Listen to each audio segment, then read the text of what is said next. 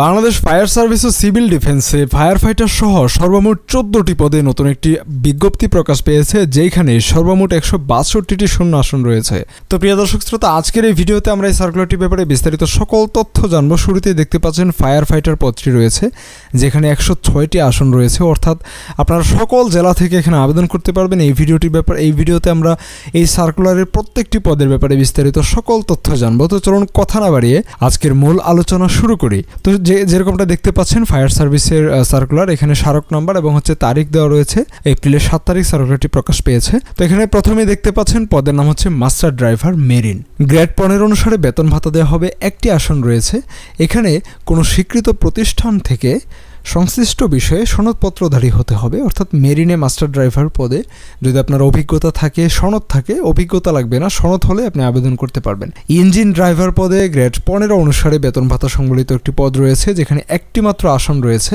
এখানেও আপনার কোনো স্বীকৃত প্রতিষ্ঠান হতে এই পদে যদি আপনার সার্টিফিকেট থাকে আপনি আবেদন করতে পারবেন। পরবর্তীতে রয়েছে স্পিড বোট ড্রাইভার, অর্থাৎ স্পিড বোট আপনি চালাবেন। এখানে একটি আসন রয়েছে, গ্রেড 15 অনুসারে বেতন ভাতা দিবে এবং এখানে কিন্তু আপনি যে কোনো প্রতিষ্ঠান হতে স্পিড বোট ড্রাইভিংয়ের যদি প্রশিক্ষণ থাকে, সার্টিফিকেট থাকে, তাহলে আপনি আবেদন করতে পারবেন। আর গ্রেড 15 অনুসারে বেতন হচ্ছে 9,700 থেকে 23,490 টাকা। এটা হচ্ছে বেতন স্কেল। হ্যাঁ, আপনি এর পাশাপাশি সর্বসাকুল্যে যত সুযোগ সুবিধা রয়েছে সরকারি চাকরি সব কিছু অবশ্যই আপনি পাবেন। পরবর্তীতে ড্রাইভার ট্রেড রয়েছে। এখানে 29টি আসন রয়েছে।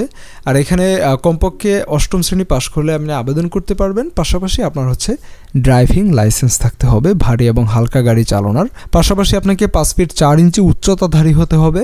বুকের মাপ লাগবে 32 ইঞ্চি এবং শারীরিক ভালো গঠনের অনুসারী হতে হবে, অর্থাৎ ফিট থাকতে হবে আপনাকে।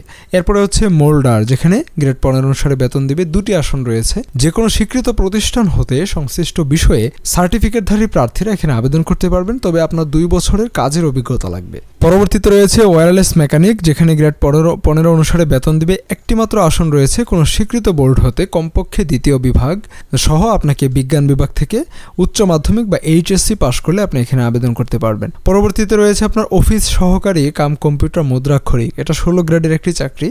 7টি আসন রয়েছে। এখানে আবেদন করার জন্য কোনো স্বীকৃত বোর্ড হতে এইচএসসি পাশ করলে আবেদন করতে পারবেন, তবে কম্পিউটারে দক্ষতা লাগবে। পরবর্তীতে রয়েছে নার্সিং অ্যাটেন্ডেন্ট, যেখানে গ্রেড 17 অনুসারে বেতন দিবে। 2টি আসন রয়েছে এবং রয়েছে ফায়ার ফাইটার। ফায়ার ফাইটার কিন্তু আপনার খুবই পরিচিত পদ, অনেকে আবেদন করতে চান। তো এই সুযোগে এই সার্কুলারে আপনারা আবেদন করবেন, যেখানে 17 গ্রেড অনুসারে আপনাকে 9,000 থেকে 21,800 টাকা স্কেলে আপনাকে বেতন ভাতা প্রদান করা হবে। তো এই নার্সিং অ্যাটেন্ডেন্ট এবং ফায়ার ফাইটার এই 2টা পদের ক্ষেত্রে আপনার যে যোগ্যতার প্রয়োজন সেটা হচ্ছে পুরুষ প্রার্থীদের ক্ষেত্রে যে কোনো শিক্ষা বোর্ড হতে আপনাকে মাধ্যমিক স্কুল সার্টিফিকেটে অর্থাৎ এসএসসি পাস করতে হবে। যে কোনো বিভাগ থেকে science, arts, commerce does not matter, আপনি আবেদন করতে পারবেন।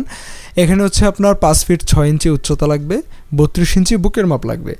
মহিলা প্রার্থীদের ক্ষেত্রে উচ্চতা লাগবে 5 ফিট 3, বুকের মাপ 30 ইঞ্চি। তো এটা কিন্তু আপনার 2টা পদের ক্ষেত্রে। কোন কোন পদ? নার্সিং অ্যাটেন্ডেন্ট এবং ফায়ার ফাইটার। এই 2টা পদের ক্ষেত্রে এই যোগ্যতা থাকলে আপনি আবেদন করতে পারবেন। পরবর্তীতে ডুবুরি, এখানে 17 গ্রেড অনুসারে বেতন দিবে। 6টি আসন রয়েছে। এখানে 5 ফিট 6 ইঞ্চি উচ্চতায় আবেদন করতে পারবেন। বুকের মাপ লাগবে 32 ইঞ্চি। আর এই ফায়ার ফাইটার, নার্সিং অ্যাটেন্ডেন্ট এবং ডুবুরি এই প্রত্যেকটা পদের ক্ষেত্রে প্রার্থীকে অবশ্যই অবিবাহিত হতে হবে। এরপরে রয়েছে বেশ কয়েকটি পদ, যেমন রয়েছে ওয়েল্ডার, ওয়ার্কশপ হেল্পার, অফিস সহায়ক এবং মুচি।